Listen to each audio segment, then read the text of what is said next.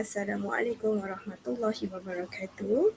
Saya Cikgu Siti Namira selaku penyelaras program transisi tahun 1 bagi tahun 2022-2023 akan menyampaikan taklimat persediaan tahun 1 bagi sesi persekolahan 2022-2023 SK Seri Puteri Batu Pahat Johor. Baiklah, sebelum saya memulakan taklimat, saya ingin mengucapkan terima kasih kepada semua ibu bapa dan penjaga yang bersama-sama mendengar taklimat ini sehingga ke akhir pembentangan. Baiklah, saya akan mulakan pembentangan taklimat pada hari ini dengan sesi pengenalan yang mengandungi falsafah pendidikan kebangsaan. Maklumat ini ibu bapa boleh baca sebagai rujukan tambahan. Baiklah, seperti yang kita tahu, matlamat pendidikan sekolah rendah ni ialah berfokus kepada kemahiran asas 3M iaitu membaca, menulis dan mengira. Namun begitu, murid-murid berkeperluan khas dikecualikan daripada menguasai kemahiran asas ini.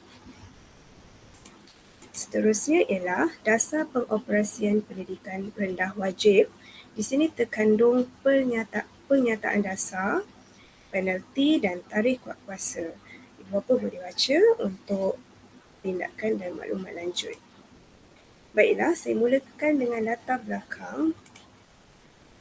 SK Seri Puteri diterajui barisan pentadbir yang sangat komited iaitu Tuan Guru Besar Tuan Haji Muhammad Nizam bin Mahbub, Encik Suzudi bin Mat Shah selaku Guru Penolong Kanan Pentadbiran, Encik Muhammad Faizal bin Yahya, Guru Penolong Kanan Hal Ehwal Murid, Encik Rahim bin Othman selaku Guru Penolong Kanan Co-Curriculum.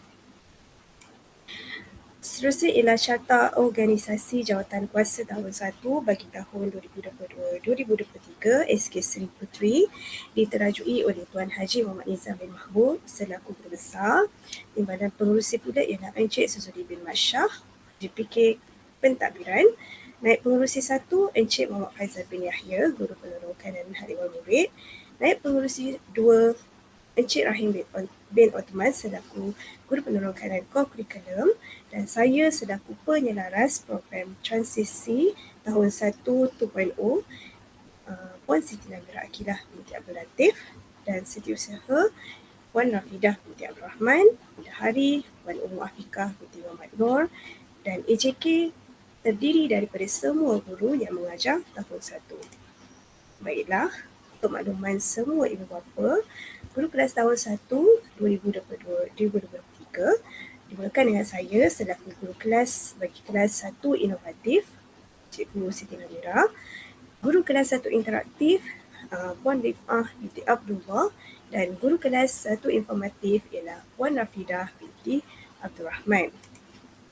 Baiklah, dalam pengurusan hal ehwal murid, apa yang perlu dilakukan ialah yang pertama, menyambut kedatangan murid, yang kedua, mendaftar kehadiran murid setiap hari, dan yang ketiga, memastikan murid dalam keadaan sihat dan bersih, yang keempat, memastikan murid sentiasa dalam keadaan selamat dan terkawal, dan yang kelima, merekod pergerakan keluar masuk murid.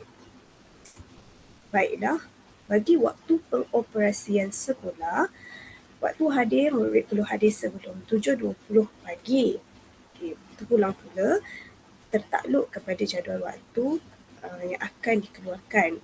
Namun begitu, saya berikan gambaran pada hari Ahad hingga Isnin, murid akan pulang pada 12.30 tengah hari dan hari Khamis, murid akan pulang lebih awal sedikit iaitu 12 tengah hari. Diharap ibu bapa dapat menjemput anak-anak pada waktu yang ditetapkan bagi mengelakkan kesesakan murid-murid menunggu ibu bapa di ruang menunggu.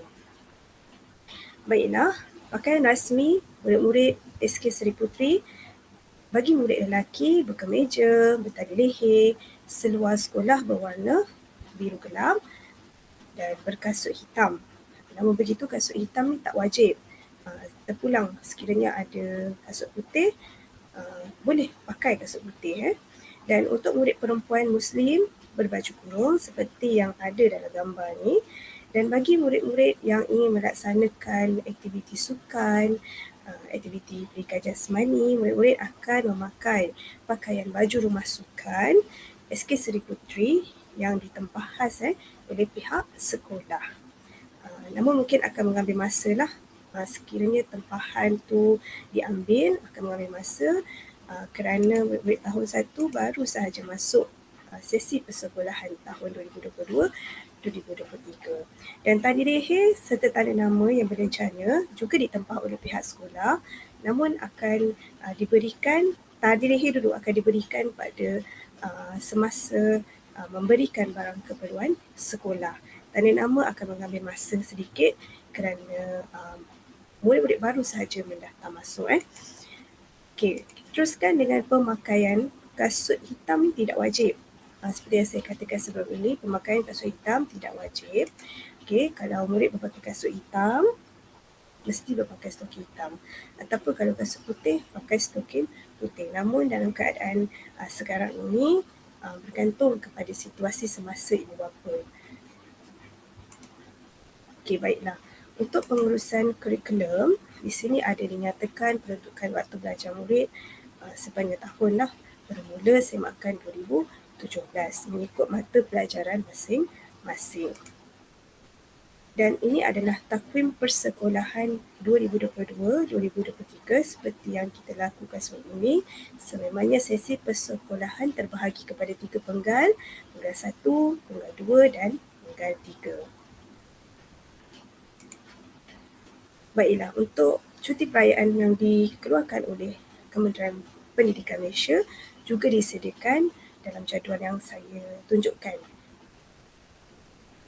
Ibu bapa boleh rujuk sebagai panduan masing-masing. Baiklah, kita teruskan dengan pelaksanaan program transisi tahun 1 2.0 atau singkatannya dipanggil sebagai PTTS 2.0.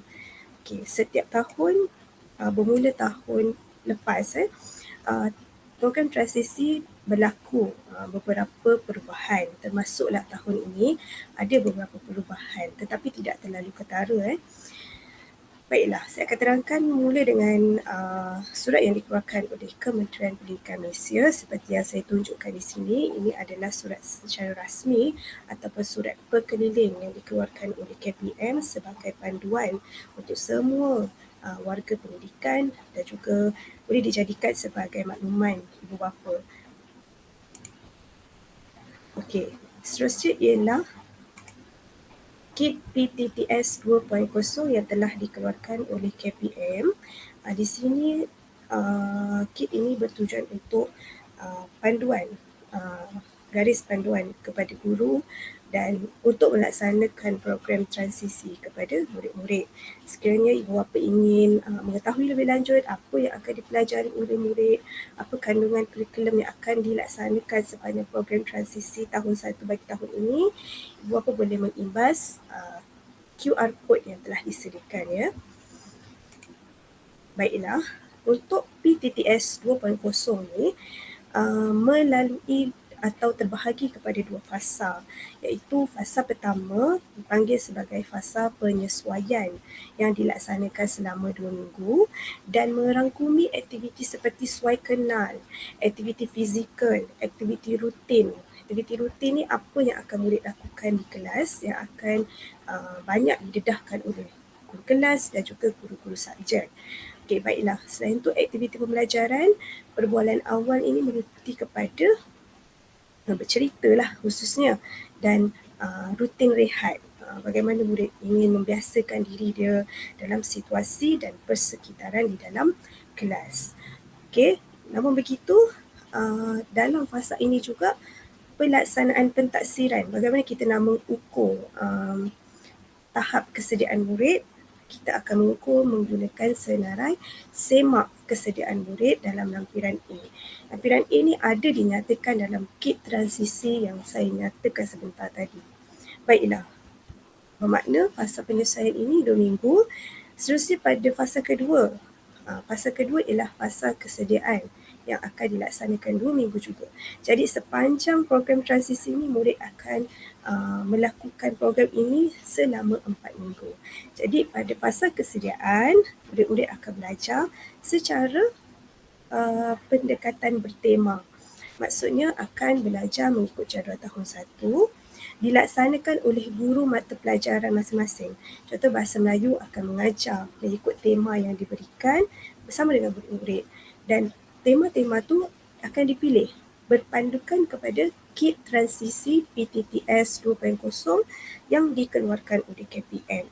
Iaitu dia akan mengikut kepada minat, latar belakang murid dan juga persekitaran murid. Dan perancangannya akan dilaksanakan oleh guru berdasarkan tahap kesediaan murid dan kreativiti guru. Dan sepanjang fasa kesediaan ini juga akan dilaksanakan pelbagai kaedah PBD, bergantunglah kepada PDP si cikgu dan juga tahap kesediaan murid. Tujuannya adalah untuk memberi persediaan kepada murid untuk menguasai pengetahuan, kemahiran dan nilai yang diperlukan untuk pembelajaran seterusnya.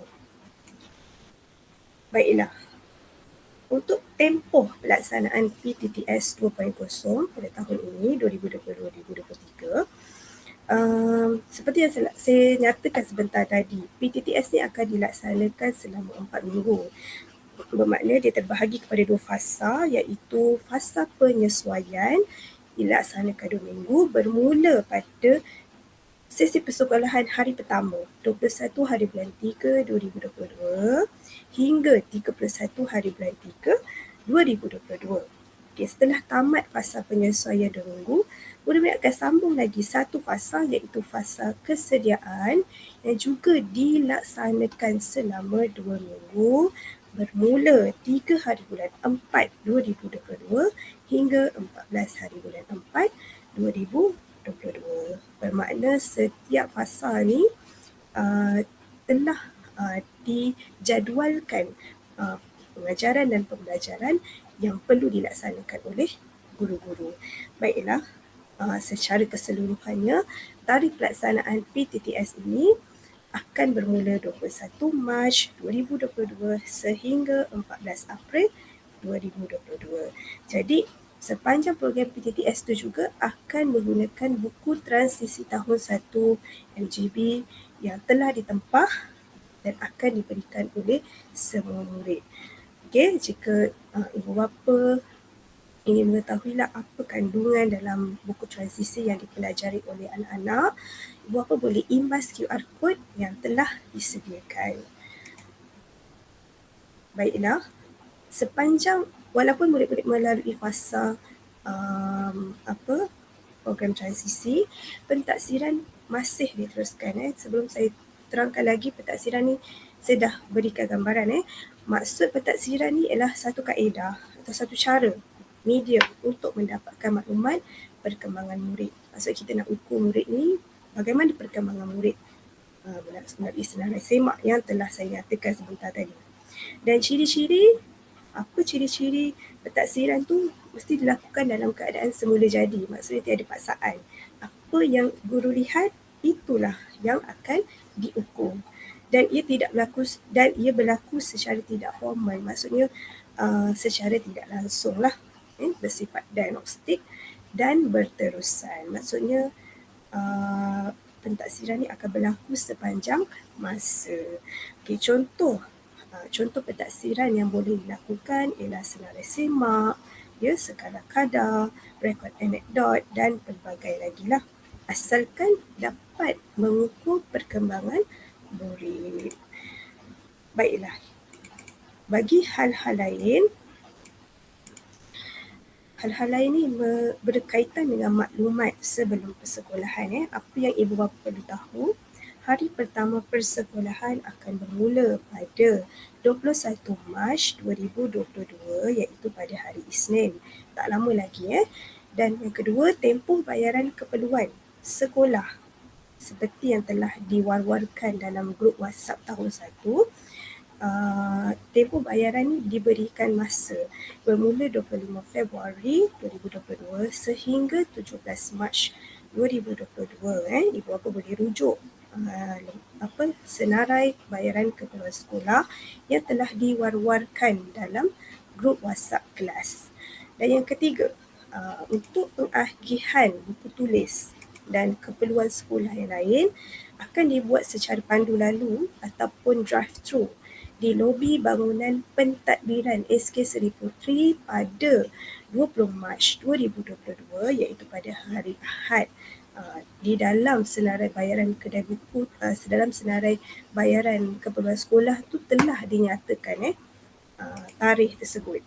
Dan pengagihan buku teks ataupun skim pinjaman buku teks SPBT akan dilaksanakan selepas tamat minggu orientasi dan transisi tahun 1 lah. Maksudnya selepas tempoh transisi dilaksanakan 4 minggu tu, barulah proses pengagihan buku teks akan dilakukan oleh guru penyelaras SPBT.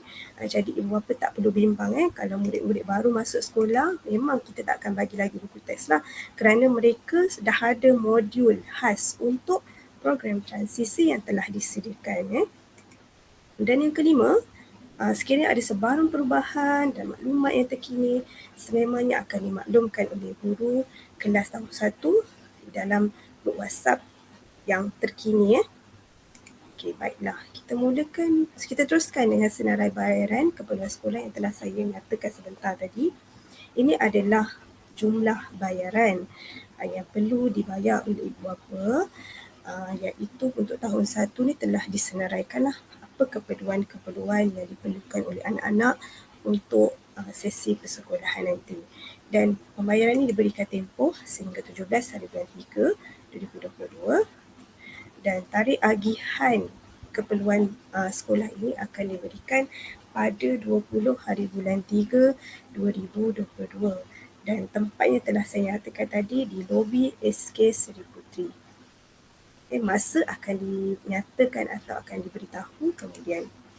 Baiklah, cara bayaran, ibu bapa perlu membayar secara transaksi secara atas talian. Pemegang akaunnya adalah PIBG, Persatuan Ibu Bapa Guru Sekolah. Dalam konteks bayaran ni, ibu perlu bayar secara online lah di Bank Rakyat dan seperti pada nombor akaun yang dinyatakan. Okey. Di sini saya berikan gambaran sahaja kepada guru, kepada semua ibu bapa. Lokasi kelas ni semua kelas tahun 1, satu inovatif, satu interaktif dan juga satu informatif berada di arah satu.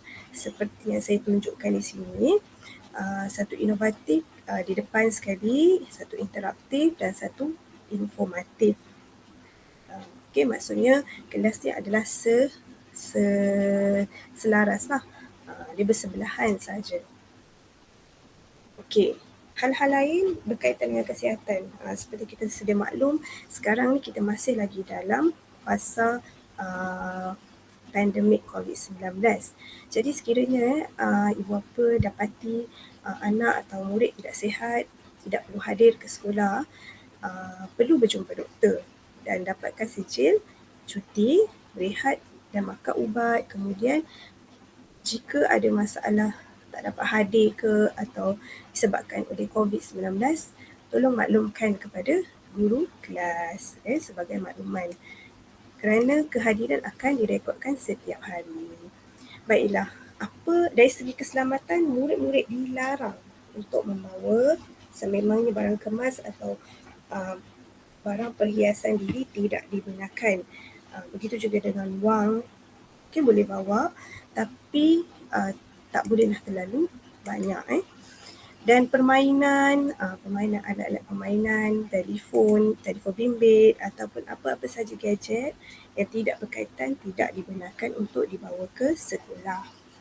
Dan paling penting sekali, senjata atau objek berbahaya, contohnya ada kalanya murid bawa pisau, gunting, sekiranya tidak diminta, tidak perlu dibawa.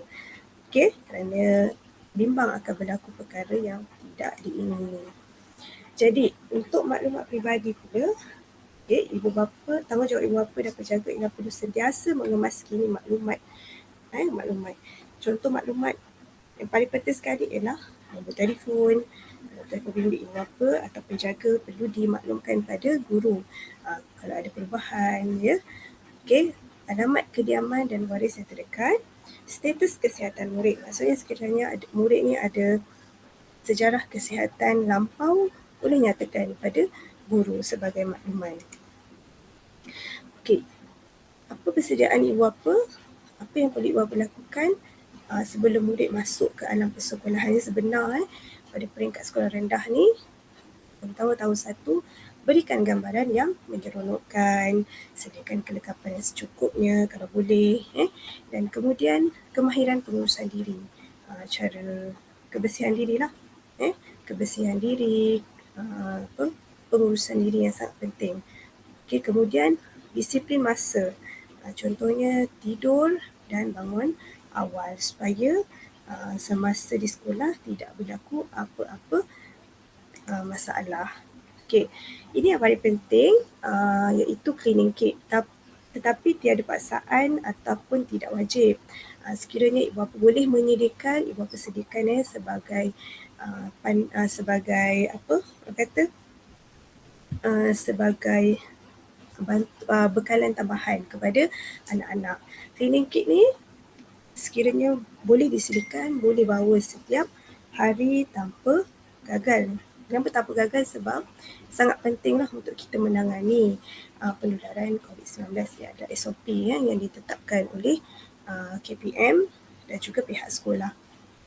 Pelitup muka pakai semasa datang sekolah mesti pakai pelitup muka. Namun anak murid semua digalakkan untuk ada lebih daripada satu pelitup muka di dalam beg. Walaupun pihak sekolah ada sediakan, tapi lebih baik, lebih bagus sekiranya ibu bapa dapat menyediakan bilangan pelitup muka yang secukupnya lah kepada murid, dan harap dapat dikemas kini keadaan pelitup muka tu. Mungkin ibu bapa perlu sentiasa memantau lah. Okey, kemudian tualah kecil untuk murid lap tangan selepas cuci tangan. Tisu basah ni tujuannya adalah untuk lap meja selepas makan waktu rehat dan juga sebelum pulang supaya keadaan meja murid sentiasa bersih. Kemudian hand sanitizer dan juga tisu. Baiklah, sekian itu sahaja taklimat saya pada hari ini. Wabillahi taufiq wal hidayah. Wassalamualaikum warahmatullahi wabarakatuh.